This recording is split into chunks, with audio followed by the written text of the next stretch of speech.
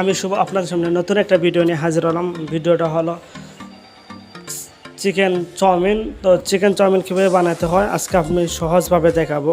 তাই জন্য আমি ভেজিটেবল নিলাম, পাতাকপি নিলাম, গাজর নিলাম, রেড ক্যাপসিকাম নিলাম এবং গ্রিন চিলি নিলাম। সো গাইজ, আমরা বানাবো চিকেন নুডলস। দেখেন কীভাবে চিকেন নুডলস হয়।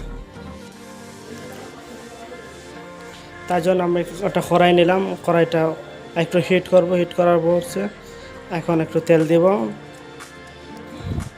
তেলটা অবশ্য পরিমাণ মতো দেবেন, বেশি হলে আবার খাইতে পারবেন না, খারাপ লাগবে। তো একটু কাঁচামরিচ দিলাম, একটু পেঁয়াজ দিলাম, দিয়ে একটু ব্রাউন কালার হইব। দেখেন ডিম আর চিকেন এটা মধ্যে রাখছি, এখন ডিম আর চিকেন দিলাম। তো আপনি আস্তে আস্তে লাড়বেন যাতে ডিমটা চান ধরে, একটু বড় বড় টুকরা হয় ডিমের।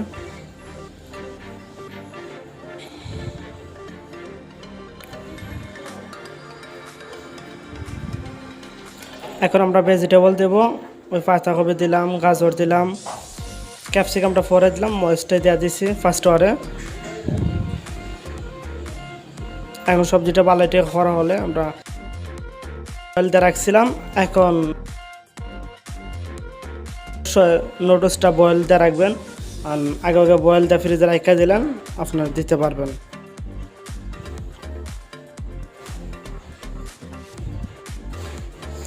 নুডলসটা বয়েল দিলে কী হবে, আপনি যে কোনো সময় নুডলসটা দিতে পারবেন। তার জন্য ফ্রিজে বয়েল দিয়ে রাখলেন,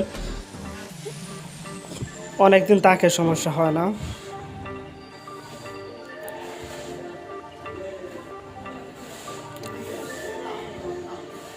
দেখতেছেন আমার নুডলসটা কি সুন্দর হইতেছে।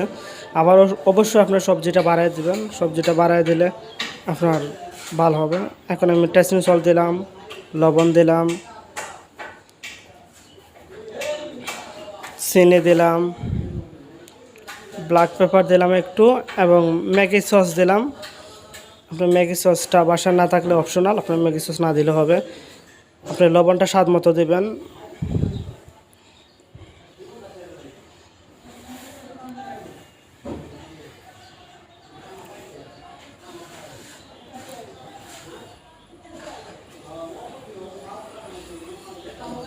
সরাজ হয়ে গেছে আমার নুডলস। এখন আমি সস দিব।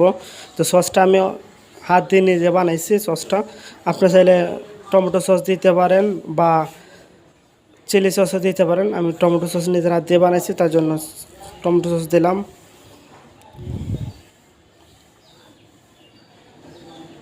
লাস্টে ক্যাপসিকামটা দিলাম, রেড ক্যাপসিকাম যেটা, এই ক্যাপসিকামটা দিলাম।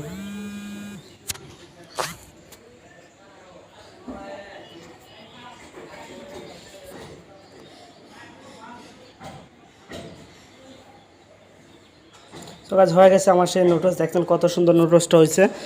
আপনারা এরকম নুডলস বানাইতে পারেন অত সহজে। দেখছেন তেমন কিছু দেওয়া হয় নাই নুডলসে। তো গাইজ, আমার চ্যানেল অবশ্যই নতুন হয়ে থাকলে অবশ্যই আমার চ্যানেলটাকে সাবস্ক্রাইব করবেন, পাশে থাকবেন।